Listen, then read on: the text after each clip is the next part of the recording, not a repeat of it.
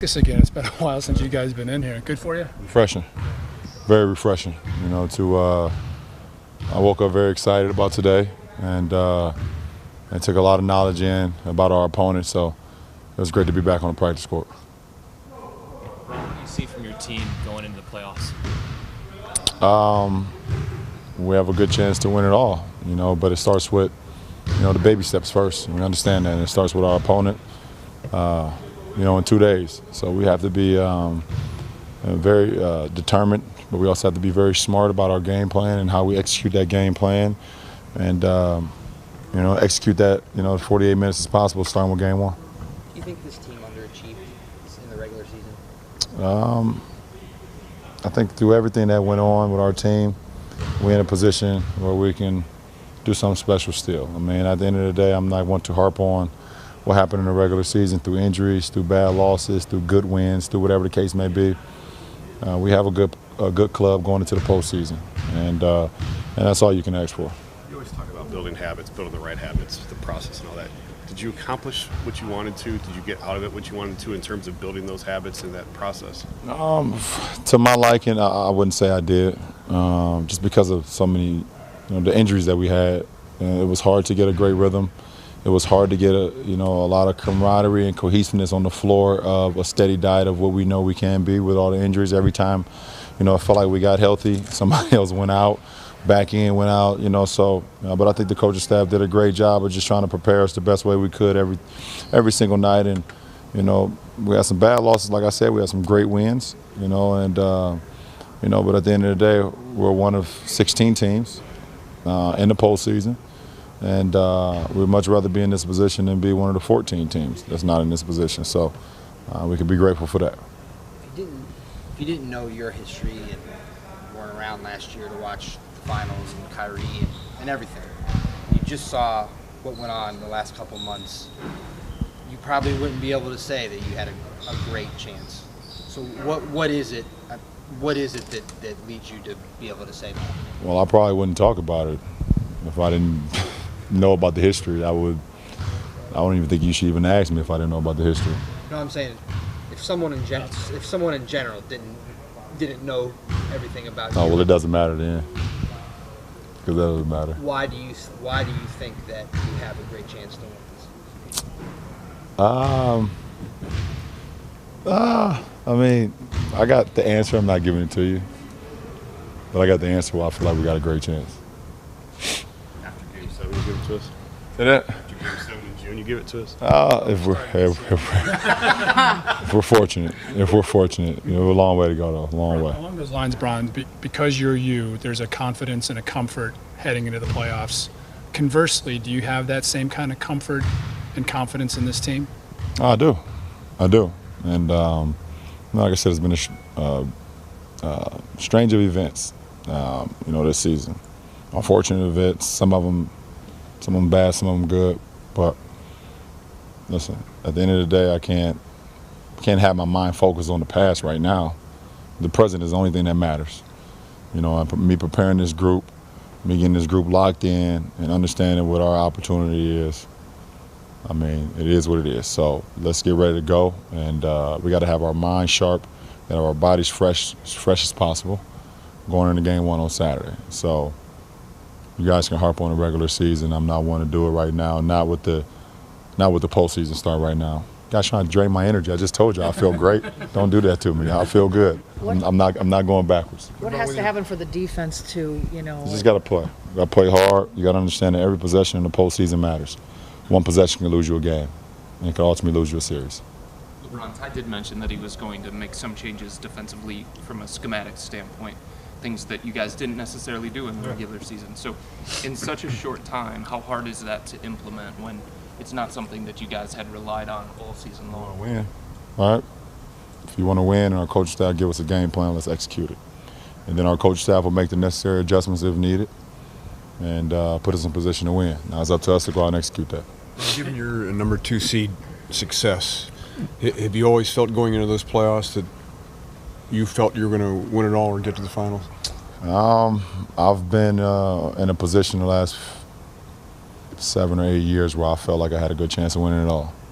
Does it always result in that? No, but I felt very confident in the ball club. I felt very confident no matter if I was a 1 or 2 seed or whatever seed I was. I don't even know all the seeds I've been, but I just felt confident I can go in any building and win.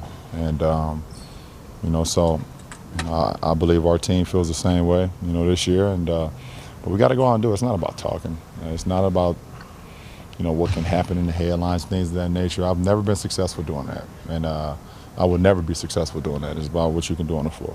You mentioned before that you've grown closer to Paul over the last few years. What do you admire most about him as a player and a person?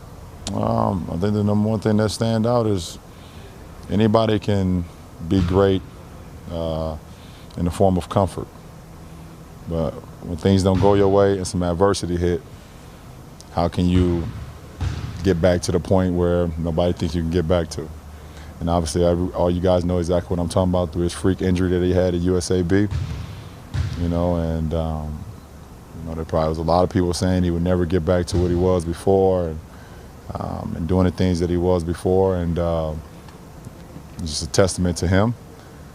First of all, a testament to the docs who did the operation too, that got him back, to where he is today. But if your mind is not strong, then it don't matter if you got Dr. Andrews working on you, you won't be able to recover. So, it's great. It's great to see, as a competitor, as a friend, as someone I've had a lot of great playoff series and a lot of great conversations with, to see him back where he needs to be.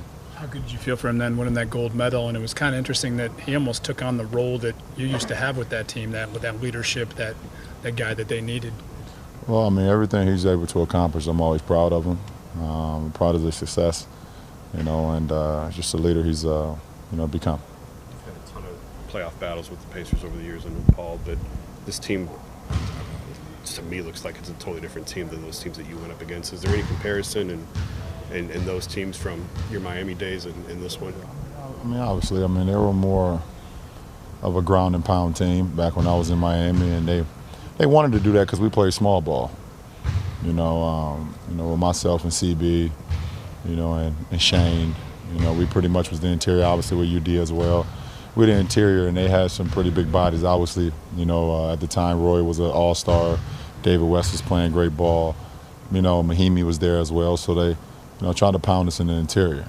But we figured that out. And right now, even with some of the bigs that they got that's very good and very mobile, they kind of play more of a perimeter-oriented game, rightfully so. They got, Teague and PG and Monte and CJ.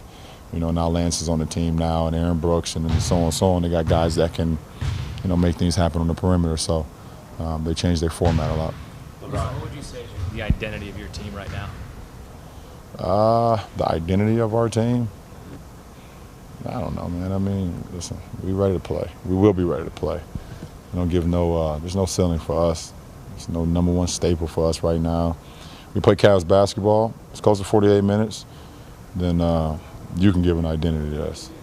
Going back to that small ball thing in Miami, you did that a little bit down the stretch here this year with you playing the 5, and it was successful for you guys. What changes for you, if anything, when you're playing center in those kinds of lineups? Nothing changes for me. Not in the postseason. I am who I am in the postseason. I am who I am all year, but I get even more, locked in throughout the postseason, understanding the magnitude of the games, and so nothing changes for me. I got to be the leader of this team every night I step on the floor. Try to command these guys and put them in right positions to be successful, and then I got to do it on both ends. And if I do that, we got a good chance. As successful as you guys were on the court last year during the playoffs, it seemed like off the court there was a tangible connection between playoff watch parties and dinners and things like that. How does that come about this year? How do you build something like that? Well, this year has been very challenging because of the simple fact that a lot of our guys haven't been able to make road trips. When Jay was out 3 months, he wasn't able to be on road trips with us. Kev was hurt, he couldn't make the road trips. Some other guys can make the road trips, so automatically some of those things change because we don't have our full unit. And we've had 24 different players on our team this year. So that's changed, and that dynamic. So, like I said, you guys are quick to base previous years on, the present year, and you can't do that all the time. We live in the moment, and we have to focus on what needs to be done today and go from there. But I mean, I would assume you agree that's a big part of the ingredients to your success last year. Yeah, but every year is different. Every year is different.